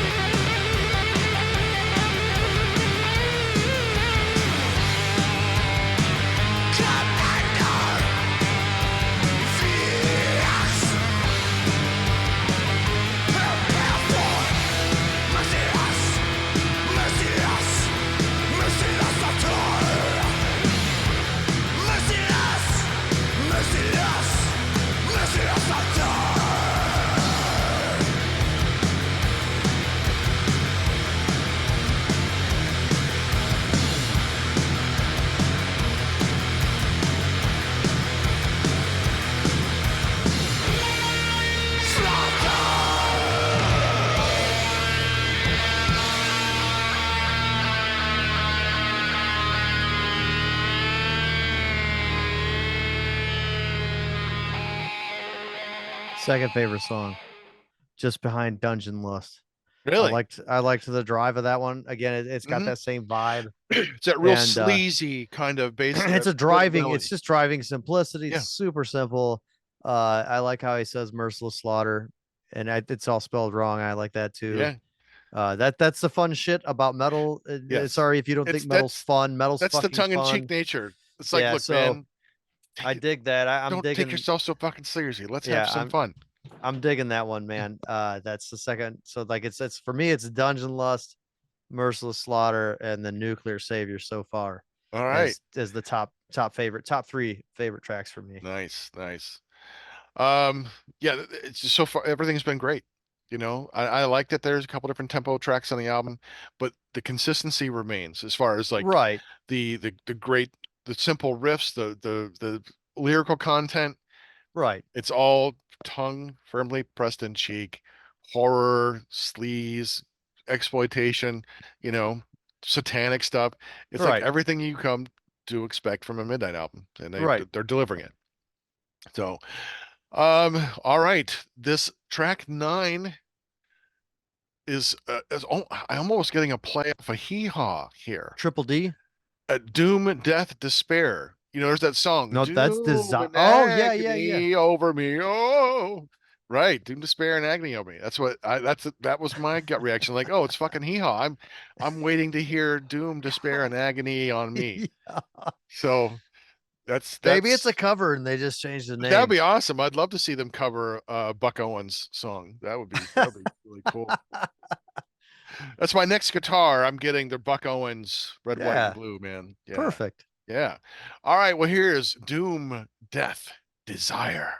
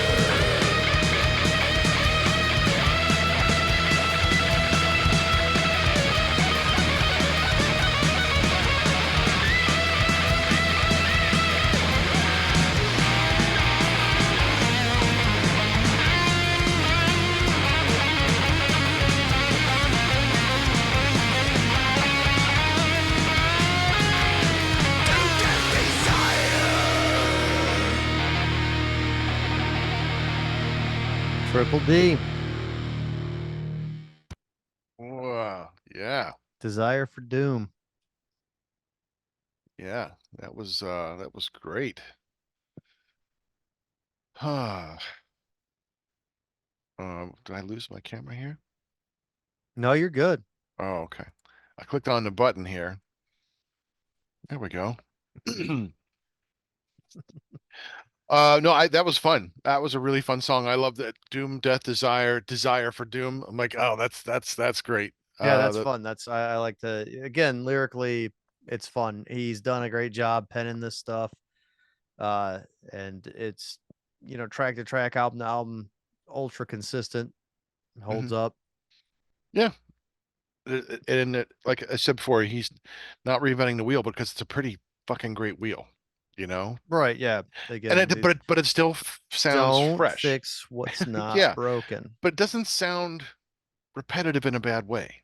Right. It's consistent with the band's sound, with his sound, but it still sounds fresh. It sounds new. The recording is really good. Uh, production value is really good. And I heard a little bit of Exorcist in that one. I'm hearing some Exorcist themes, and I don't know how much Athanar, or if he even aware of Exorcist. I'm assuming Right. but I'm hearing a little bit like Death by Bewitchment, some of those tracks on that Right. album. Yeah. I'm hearing that kind of real fast drum beat, that kind of staccato singing. So I don't Right. know, but again, being an Exorcist fan, I love it. So I'm right there with you. This has been a really fun album so far. Which brings us up to our last track, Fuck Wildcard. off and live. Yeah. Full, like a horse Oh, is full. right. I do like the premise with the whole like why we don't want you to die because then your suffering's over. So you need to live, you fucker. That's what it is. That's right. That's That's the right. premise of the track. Let's do it. Let's do full.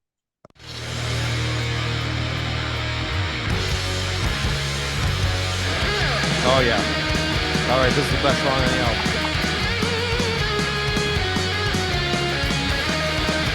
Saving the best for last. Classic move, man. I love it. I want you to die so you can be free. Don't want to see you in hell, not next to me. Leave you to never in pain, no signs of remorse. This is a great closing track. Fucking River. That's one, man. With violent force. Fuck off. Fuck off. Fuck off and live.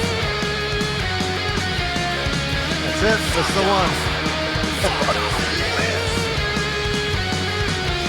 Some may say it's enough to have FOAD. Shriek, rot, decay, gloriously. Gloriously. Fuck off and live, bastard. Yep. Number one. Great. Perfect.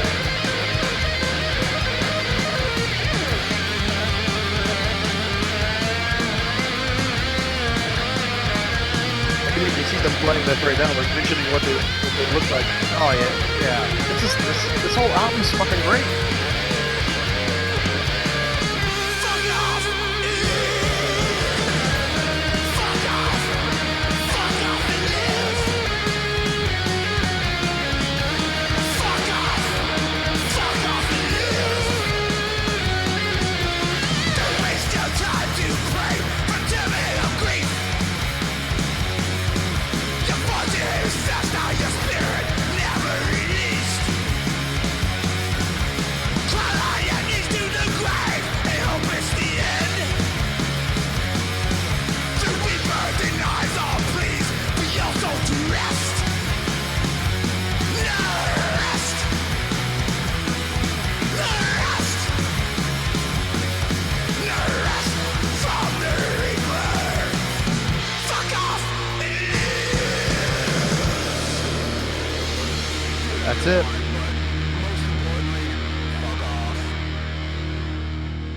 I wonder what that was from. I wonder what that was. Did you hear that? Yeah, it was either a sound clip or something. Wonder what that was. I'm gonna have to ask Sean. Well, Nope, that's number one track for me, man. It's that that was great. Dungeon Lust, and then what I say was the next one. Fuck, I can't remember the song title. Was it the sleaze or the I'll just pull it right back up. Give me a Yeah, second pull it here. back up. I forget because we didn't, Yeah. one time through it, man. I'm not trying. I can't remember this shit. It was it Merciless Slaughter? Yeah, Merciless Slaughter. So for Yeah, me, Fuck Nuclear Off and Live, Savior. perfect, beautiful. All right, so look, like that track is the best track on the album, hands down, and it's exactly where it needs to be. You can't open this album with that track. It has to be the last track. Yeah. So the placement of that song is perfect. Best song on the album. Dungeon Lust for me is the second best, and then Merciless Slaughter coming in third. I'm only the top 3, man. You only need 3. So so here's how I rank shit. I never listen. There's few albums that, and I know you guys have done this on the show. There's few albums for me that are back to or front to back flawless. Mhm. Very few records for me. But if an album has at least 3 solid tracks on it, that's an album to me worth buying. Mhm. Yeah. And then They're- because what you do is so you've there's the tracks that you are like you recognize instantaneously. So you buy an album, you put it on, you're like, this fucking song. Say you never checked it out before, you just buy the album, you put it on, this fucking song, and then maybe there's a few songs you didn't really get into, and then there's like this one too, so on and so forth. So if you're hooked, if there's at least a few tracks on there that you're like, I fucking love this song, what you're gonna do is you're gonna come back to that record. And then you're going to start deep diving and you're going to start appreciating the deep cuts. That's a thing that people do. I don't know. Well, not so much anymore because of things like Spotify. Most folks won't. They'll just listen to it once and that's that. or they'll But listen to the singles, right? Yeah, yeah. right. In the olden days, you listened to an album and then you had the songs that you latched onto, and then you went back and you listened. You started to appreciate the songs that you didn't appreciate the first time. Because you listen to that album like, 15 fucking times in a row. And then you start appreciating those Mhm. songs that initially didn't stand out to you. So Right. what we've got here is something along those lines. I think that like if I were to come back and spin this record another, 5, 6 times, I'm probably going to appreciate some of the songs that I didn't initially get into the first time. Mhm. This is just a common thing. And I think there's science behind it. It says, oh, it's familiarity, like you just get familiar with the music and then you start to like it because you're familiar with it. Well, you're I don't processing know. it the first time through. You can't process everything. Right. But like it's like how a movie ends. So you can go back and watch it again and you pick up breadcrumbs and things that you Correct. didn't see Yeah. before Yeah. because you were Little following the small, story. right. Small nuances and Yeah, and Easter eggs, if you will. music is Sort of. no different. Music, Right. I think that's one thing I love about it. There are certain bands that just get better and richer every listen. Like Right. Opeth is one of those bands for me. Rush was that way for me. Yeah. Bands like that we listen to, Midnight, it's these kinds of bands. Yeah, this album will probably shift. Now I love the faster songs, like I love tracks 1 and 3, 10. I mean, there are some that those are the ones that kind of stand out to me, but like I agree. And I listened to this 5 more times. This one's Right. gonna this might change. You'll Yeah, probably find more stuff that you appreciate. but these tracks resonate with me because these are the things I love about Midnight. And I'm kind of glad that going into this, I was thinking, you know what you're gonna get. You really do Right. because there's no reason to fucking change things. Right. That's the one fear we always had with doing live reactions. We always thought like, what if the album sucks? What if we don't like it? What are we gonna do? It's like we gotta try. I want to try and be nice, but fortunately, we've never had a situation where we're like, oh, what You the can't be fuck was nice because that? that's not yeah, you got to be honest about it, Well, we were just and trying to be like diplomatic, rather. Let's just say that. true. Yeah. Yeah. I We mean, don't want to say obviously. this pile of dog shit because that's no fun because we're not here to be negative. Right. Right. You But know, honestly, I feel like, and honest, yes, we can this is say we sort of, didn't like it, yeah, this is but sort of like, this isn't necessarily on topic with yeah, the new Midnight record. But having said that, I think that the world today lacks a lot of genuine honesty. So like, it's only about being nice now. Like there aren't mm, we like, don't want to offend like, anybody. yeah, if you get an Yeah, album to check out, you are going to react nicely to it because you're going to feel bad if you do otherwise, yeah. Well, and I see both sides of it, but at the same time, yeah, I feel like these days we're lacking a lot of just be upfront about it. hmm If you don't like it, you don't have to say You you can't don't like like it. every track. Yeah, and you don't have to say Some of the you don't tracks even that you liked on the album, right. Yeah, I was less enthusiastic about, but I'm like, that's cool, that's fine. right, right, And right. but I think this album is a stronger, more consistent album than Let There Be Witchery, and I Okay, really like Let There Be Witchery. right, There are a lot more of the standout tracks on this album, like consistently with what I like with Midnight. But they're both right, good albums. But I just think this one's better, which is even better for the band. Like you're just getting better. Every fucking album right. just Yeah. gets better. That's not a complaint. That's like no, no. It's just yeah. Yeah, and I get it. I totally get it. Um, yeah. This album drops today, kiddies. March 8th. Right, Vic? Today's March 8th. Yeah, today's totally March 8th. Go out and get it. Yeah, with the live reaction show, I agree 100%. We got to be honest.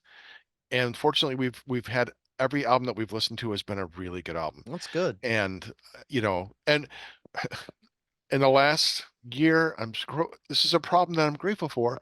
I've been given probably 170 albums Right. from different, like five or six record companies now, and they're asking like, can you do a review? I'm like, well, we don't do reviews as much, although we're going to try and work through these, Vic. We're calling it Yeah. First Track Frenzy. We're going to take like 8 albums. We're going to listen to track one, just the first track, and that way we have a Okay. sampler. We can work our way through some of these artists because we just don't do enough shows anymore. We can't go through 170 albums as much as we'd love Right. to.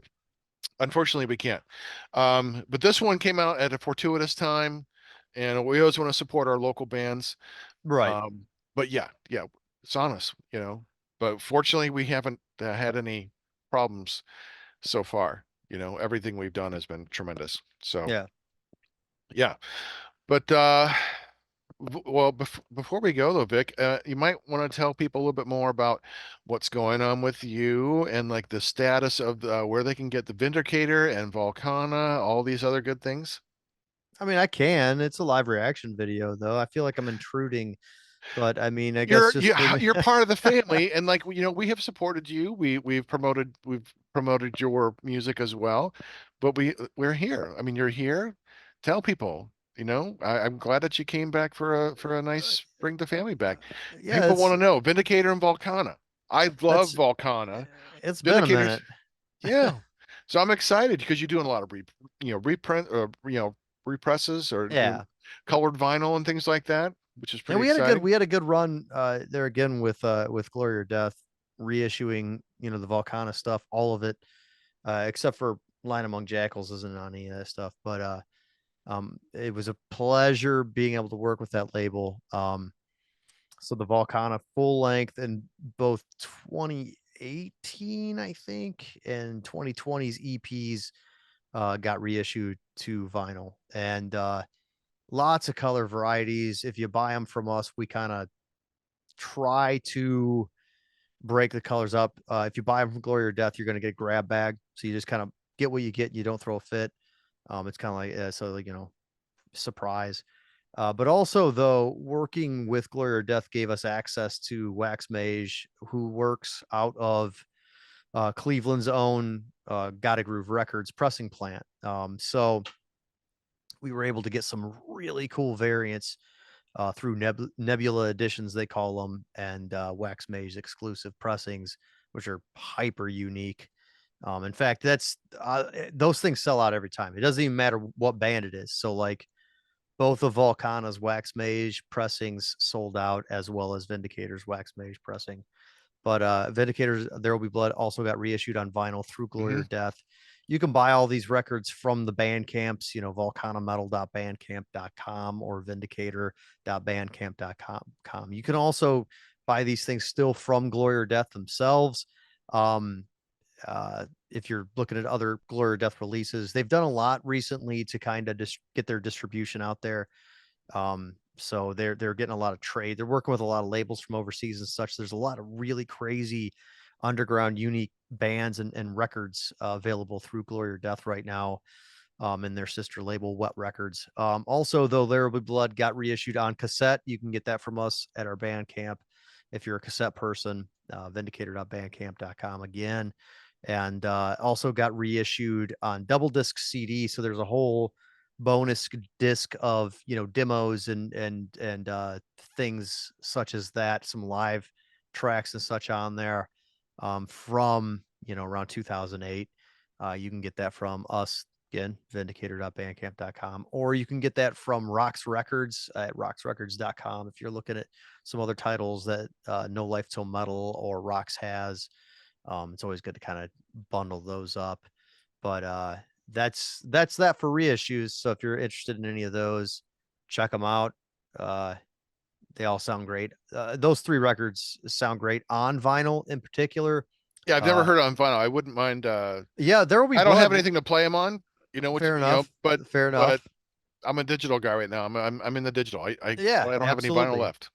There Will Be Blood, when we tracked that, we didn't, try to do it. And I think I've said it on this show before. We didn't go out of our way to make it sound the way it did. It was just a matter of what we had access to at the time. And that record was made for vinyl. So this is actually a repress. It was originally reissued on vinyl by Dementia Records back in 2010 or 2011, maybe even 2012. 500 copies of that, and then it got reissued on Glory or Death on multiple, colored variants. Now, But it's what do still, you hear that's different about why it needs to be on vinyl? What it's makes just this up? it's the production. It's the bizarre production, man. So people went out of their ways when we were, recording that. It was the big, we were already a throwback band, retro thrash band, and those labels became pretty nasty, and people would just write us off because of that. Uh, and So when we did that record, it was just a matter of who we knew and how much money we had. And the sonics on that album, it sounds like it was tracked in the 80s. I mean, straight up sounds like it was tracked in the 80s.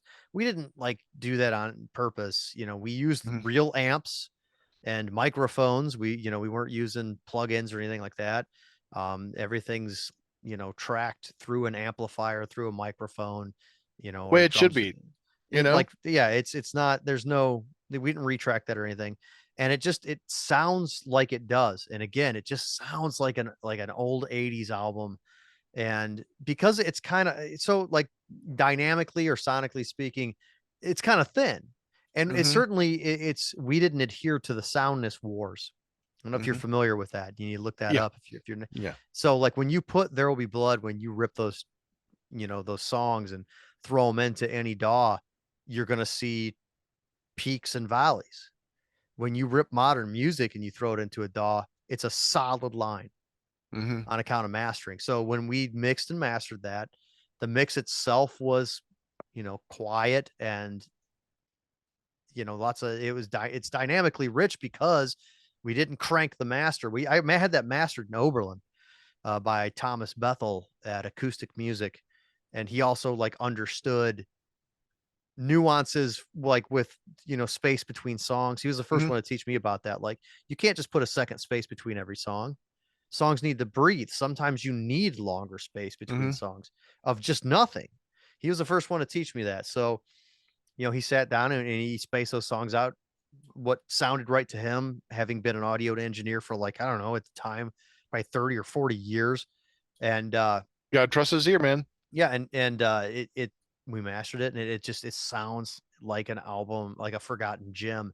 So those kind of albums though translate well to vinyl, Yeah. when it's not, blasted master or anything along those lines.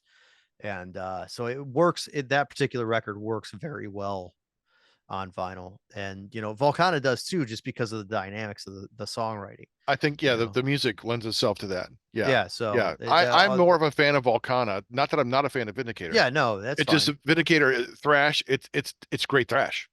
I like the the differences that Volcana. Yeah, absolutely. It's a wider range of musical possibilities with Volcana. Yeah, that's what And then that's how that band is, right, everything Volcana, that wouldn't that's fit into Vindicator goes into correct. Volcana. Correct. And because you don't want to mix that stuff up with Vindicator, I mean, Vindicator is what it is, Right. and it's It's a great box. thrash. Yeah, it's a Yeah, box. You're in a box when you're writing thrash, there are expectations, and it limits creative thinking, if you will. I mean, unless you're like an amazing, you're Dave Mustaine, like it's limited. Like, because I'm sorry, Metallica's not been writing thrash for a long time. They try to come back. they've been doing thrash the last two albums. Not that I've listened to it. It's not, I've heard it's the big not, tracks. I've heard the big it's tracks, not. but I have 72 seasons. It's not a good I record. I haven't. I stopped listening the last Metallica album. I heard Saint Anger. Awful record. It just got boring. It's redundant. Every It's song is like gross. 8 minute song. It's like, They um, still do that. They don't understand that, like, that's an issue that Metallica's had since because they were like because since you they now have brought a back because you well, have longer mediums. Like, okay, the crowds expect 100 minutes of right. music. And it's like, no, That doesn't make it right. So like in yeah, 72 seasons, there's a few riffs that harken back to old Metallica, you know, like Kill 'Em All era. Not like good, but it's there. The spirit's there. And it'll be like, can you imagine if there was an 8-minute track on Kill 'Em All? That's not what they were doing back then. Mm-mm. They're confused as to how to write music now. So like that's what it is with 72 Seasons. It's like, Well, yeah, they- it's a cool riff, but you can't play that same riff for 8 straight minutes, man. That's not working. Yeah. And so yes, that's kind of, Yeah. If you you're know, going to have with an epic song, break it up a little bit. Right. yeah, you can write 8-minute songs, but because you guys did And Justice for All, you don't have to make 8-minute songs on every record anymore. You don't have to do that. Right. Right. Certainly, Yeah. I I mean, think that was that was their Megadeth technical wrote some long prowess. songs too, and Dave Mustaine can recognize when a song needs to be long and when it doesn't. Metallica thinks that most of their album needs to be 8 minutes, and it's like, nope, this could have been a 3-minute song, guys. You really made this too long because there's 3 parts in this song, this 8-minute song, 3 fucking parts in this 8-minute song. That's boring as shit. That's Yeah. not how you do it. Yeah. Yeah, that's Give me, that's give what I me guess some that's what 3-minute happens. songs. Give me That's 3 what and happens 4. when you surround yourself with yes men. So it's a shame. Oh. Having said that, though, yes, writing Vindicator stuff, you're kind of in a box. You can't really squeeze out of that. With Volcana, I'm much more free because I just do whatever the fuck I want with that band. If you Yeah. recall, like the last single, so we did a single this year and it came out last month, and it's just a rock and roll song. It's basically a Motorhead song, and Mhm. I didn't have a place to put it. I wrote this song, didn't have anywhere to put it. And I was talking to Jeff about it, and I was like, "You want to do this solo?" And I was like, "I don't know where it's going to go." And he's like, "Just make it a Volcana song." And I'm like, "We can do that because we can do that because no Right. one's going to tell us otherwise." Right. So I Who's mean, we right? did that. So Yeah. it is a fun project for me because I get to, I get to make weird sounds in it and do, like I can utilize so many different guitar effects. There's no guitar effects in thrash. Mm. You're looking at an It's just overdrive pedal at distortion, the right? most. Yeah, and that's that. It's all about the riffs and it's Unless all you're doing, oh yeah, thrash, yeah. Unless you're doing like a ballad like Testament does, and then that's all right. that Even changes the that though, rules. people are going to frown upon that. You're Yeah. not really, I don't I don't you're want not to hear a legally ballad from allowed to Vindicator. play, yeah, ballads. But so Yeah. but there's nothing wrong with the box. It's just a matter of finding a place where you're comfortable with your songwriting and being Mhm. happy with that. Right. You know what I mean? Like Well, that's why so you when have multiple projects going on. right, You know, Volcana, Black Fang, all these other bands, because as an artist, as a musician, you want to do different things. It's right, like that's why Athanars and other bands, it's like he does what he wants to do. right. It's like midnight is for like it's like great Halloween music, you know? It's almost like, Yeah. but you don't want it to be. Some people like Halloween all year round, but some people like other seasons. So I like that. You don't, as a creative person, you get tired of doing the same thing. You don't want Right. to write the same thing. That's why Stephen King wrote fucking Misery, because he's like, Jesus, someone's gonna fucking kidnap me one day, and all I'm gonna write is horror, and I just want to stop writing horror. Fuck me. Right. So I get that. Yeah, no, it's perfectly fine. As creative people, we just want outlets for our creativity. Right. So. Well, I guess we should wrap things up, Vic. I thank you again for Yeah, stopping my pleasure. by. Justin, I hope you really enjoyed the new Midnight album. I know you're a big fan, and kudos to you and Sorcerer. Out on the road, big touring come up, lots of shows, and also Justin's new band, Blood Choke. Go check them out. And yeah, and thank you again to Metal Blade Records. Thank you again to Kelly Martin. Always appreciate the support from Metal Blade and all the great music. So just really, really great to be able to hear this on March 8th, the day it comes out. Go out and buy it Today. today. Buy it today. Today, as soon as we're done with here. And we are getting ready to be wrapped up here. Hey, you can find Heavy Metal Horror on unsaneradio.com, listen to full episodes, or download to your device. You can find us on Facebook, Heavy Metal Horror Podcast. On Instagram, look for Montag Lewis, one word. Our YouTube page, Heavy Metal Horror Podcast. If you're watching, that's where you're at. Don't forget to hit the like and subscribe button. And if you know someone who'd like our show, tell them about us. This has been Montag, Master of Illusion. And Vic Stone, Wildcard Vic Stone here. Vic Stone. You've been watching and listening to Heavy Metal. Are you not whispering at all? Horror.